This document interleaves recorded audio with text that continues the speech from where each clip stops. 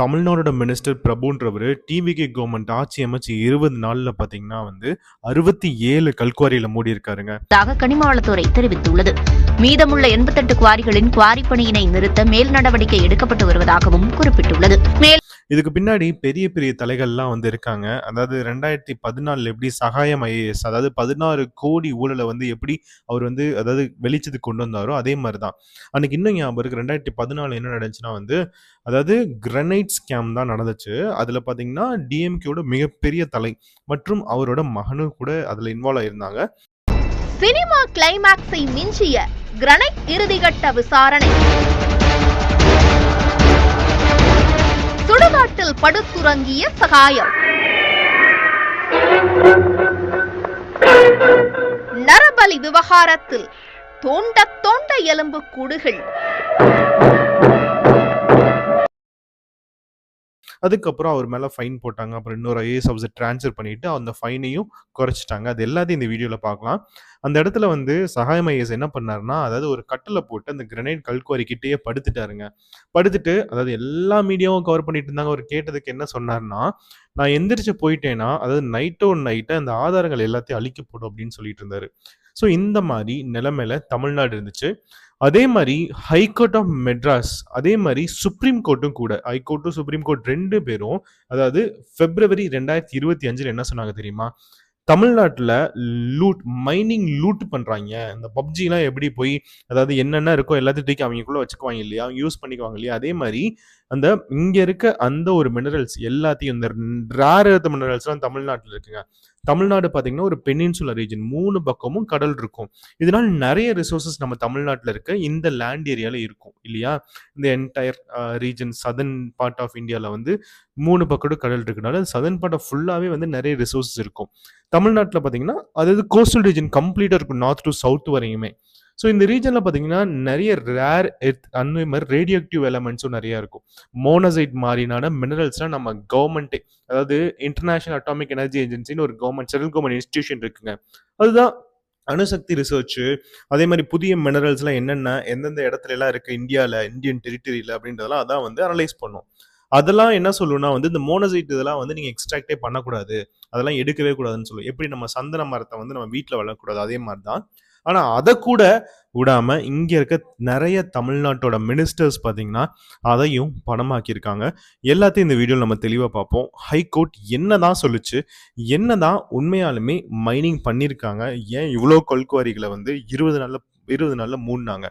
உண்மையாலுமே இன்னைக்கு டிஎம்கே ஏடிஎம்கே அதே மாதிரி நிறைய ஆப்போசிட் பார்ட்டிஸ் எல்லாமே ஒரு ப்ரோபகேண்டா பண்ணாங்க. இது ஒரு வெறும் ரீல்ஸ் ஆட்சி அப்படின்றது. உண்மையாலுமே இந்த ரீல்ஸ் ஆட்சி இந்த கல்குவாரி எல்லாம் மூடி இது மூலியமா பணம் சம்பாதிக்க ட்ரை பண்றாங்களான்றத இந்த வீடியோல முழுசா பார்ப்போம். இந்த வீடியோ லைக் பண்ணுங்க, நம்ம சேனலை சப்ஸ்கிரைப் பண்ணுங்க. வாங்க வீடியோக்குள்ள போலாம். இந்த வீடியோ நான் எதுல இருந்து ஆரம்பிக்கணும்னு நினைக்கிறேன்னா சுப்ரீம் கோர்ட்டோட ஜட்மெண்ட்ல இருந்தான். ஆல்ரெடி என்ன சொன்னேன், சுப்ரீம் கோர்ட் 5832 கோடி அதாவது லூட் நடக்குது. அதாவது இங்க இருக்க மினரல்ஸ் எல்லாத்தையும் இங்க இருக்க நிறைய மக்கள் பாத்தீங்கன்னா எக்ஸ்ட்ராக்ட் பண்ணிக்கிறாங்க.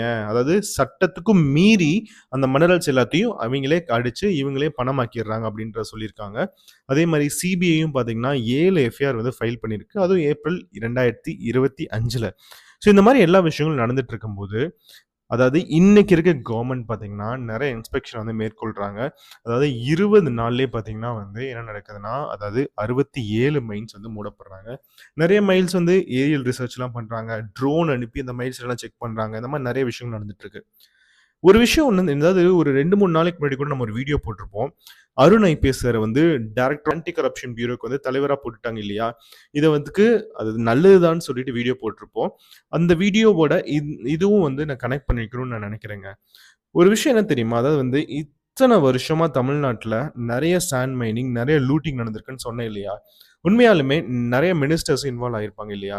ஸோ இதில் ஒரு சில மினிஸ்டர்ஸ் மட்டும் இந்த வீடியோ நான் உங்கள்கிட்ட சொல்லணும்னு நினைக்கிறேன். இந்த வீடியோஸ்லாம் அதாவது ஒரு அலிகேஷனும் இல்லை, ஒரு கரப்ஷன் பற்றி நாங்கள் ஒரு ரிவீலிங் வீடியோவும் கிடையாது. இதில் பார்த்தீங்கன்னா எல்லாமே கவர்மெண்ட் ரிசோர்ஸ்லேயே அவைலபிளாக இருக்குதான். ஃபர்ஸ்ட் விஷயம்னா கே பொன்முடி சார், அதாவது முன்னாடி கவர்மெண்ட்டில் ஹையர் எஜுகேஷன் மினிஸ்டராக இருந்தார். ஸோ அந்த சார் அவரோட பையன் அவருக்கு என்ன பண்ணியிருக்காரு 2012ல பார்த்தீங்கன்னா, அதாவது மணல் குவாரி லைசென்ஸ பார்த்தோன்னா, அந்த பையனுக்கே நெறைய குவாரி லைசென்ஸ்லாம் குடுத்துருக்காரு. அவரு பையனுக்கு அவரே வந்து சாங்ஷன் பண்ணியிருக்காரு. ஒரு முன்னாடி வந்து மினிஸ்ட்ரிக்கு வந்து தலைவரா இருந்தப்ப. அதே மாரி துரைமுருகன் சார். அவரு பார்த்தீங்கன்னா, அவரோட கொலீகே வந்து என்ன பண்ணியிருக்காரு, 60,000 கோடி ஸ்கேம் பண்ணியிருக்காருப்பா இவரு, அப்படின்னு சொல்லிட்டு ஒரு ரிவீல் பண்ணியிருக்காரு. இன்னொரு விஷயம் ஈவி வேலு, ஞா அ ஞானரத்தினம்னு ஒருத்தரு, இவர்லாம் பார்த்தீங்கன்னா, ஒரு முக்கியமான ஹைலைட் என்னன்னா வந்து நெறைய ஐஏஎஸ் ஆஃபீசர் பார்த்தீங்கன்னா, ஸ்ட்ரிக்ட்டா இருப்பாங்க இல்லையாங்க. அதாவது வந்து எனக்கு வந்து லஞ்சம் எதுவும் வேணான்ற மாரி. அதே மாரி ஒரு ஐஏஎஸ் ஆஃபீசர் என்ன பண்ணாங்க, இவரு மேல பார்த்தீங்கன்னா வந்து 262 கோடி வந்து பெனால்டி போட்டுட்டாங்க. அவரு என்ன பண்ணாரு, அவரு வந்து அந்த ரூலிங் பார்ட்டில இருக்கும்போது, டிஎம்கே பொலிட்டிக்கல் பார்ட்டி வந்து பவர்ல இருக்கும்போது என்ன பண்ணாங்க, வேற ஐஏஎஸ போட்டு அதே மாரி அந்த பணத்தையும் ரொம்ப அதாவது கருணையின் அடிப்படையில 262 கோடிய 13 கோடியா குறைச்சு, அதாவது அதையுமே தவணை முறையில அவர் கட்டிக்கலான்னு விட்டுட்டாங்க. ஸோ இந்த மாரி நெறைய விஷயங்கள் வந்து இடி லிங்க்டு கூட, அதாவது டிஎம்கே கவர்ன்மென்ட்டோட கரப்ஷன்ல இருக்கு. ஸோ இது எல்லாமே என்ன பண்ணும்? இவங்கனால இப்ப என்ன பண்ண முடியும்? எல்லாமே ரிவீல் ஆச்சுன்னா மிகப்பெரிய ஒரு குழப்பங்கள் வெடிக்குமா? மிகப்பெரிய ஒரு பூகம்பம் வெடிக்குமான்னு கேட்டீங்கன்னா, கண்டிப்பா வெடிக்கும். நான் என்ன நெனைக்கிறேன்னா, டிவிகே கவர்ன்மென்ட் வந்து இன்னும் ஒரு 2 வாரத்துக்காக வெயிட் பண்ணிட்டு இருக்காங்க. ஏன்னா, அந்த ஒயிட் பேப்பர் வந்து அப்ப கண்டிப்பா பப்ளிஷ் ஆகும். ஒவ்வொரு மினிஸ்ட்ருக்கு எவ்வளோ ஸ்கேமு, எவ்வளோ ஊழல் நடந்திருக்கு, கரப்ஷன் எவ்வளோ நடந்திருக்கு, எல்லாமே வந்து அதில கண்டிப்பா தெரியுன்றத நான் நினைக்கிறேன். ஸோ, இதில வந்து இந்த ஸ்கேம் இந்த வீடியோ நான் எதுக்காக எடுத்தேன்னா வந்து, அதாவது நெறைய அகிடேஷன் நடந்துட்டுருக்கு. அதாவது வந்து அந்த மினிஸ்டர் மேல. அந்த மினிஸ்டர் பார்த்தீங்கன்னா, லாரி மேல ஏறி பார்க்குறாரு, நைட் ரைடு போறாரு, இவ்வளோ கல்குவாரிகள தான் பூட்டியிருக்காரு. இது எல்லாமே நடந்துட்டு இருக்கும்போது, டிஎம்கே வந்து கதறு, கதறு, கதறுன்னு கதறிட்டு இருக்காங்க இந்த நேரத்தில. ஸோ, இப்போ மக்கள் என்ன நினைக்கணும்னா வந்து, இது வந்து ஒரு இன்குபேஷன் பீரியட் டிஎம்கே அதாவது டிவிகேக்கு. நீங்க நல்லா நெனச்சு பாருங்க. ஆட்சி அமைச்சு 20 நாள்லயே வந்து மிகப்பெரிய மாற்றங்கள் நம்ம ஏற்படுத்த முடியாது. ஆனா, நம்ம மாற்றங்கள கண்முன்னே பார்க்க முடியுது. ஸோ, ஏதோ ஒரு ப்ராக்ரஸ் ஆயிட்டே இருக்கு. கண்டிப்பா இந்த எல்லா கல்குவாரியும் மூடி, அதாவது இல்லீகலா இருக்க எல்லாத்தையும் மூடிட்டு, தமிழ்நாட்டுக்கு ஒரு மிகப்பெரிய ஒரு விடியல் பிறக்கும் அப்படின்றது வந்து என்னோட ஒரு நம்பிக்கையா இருக்கு.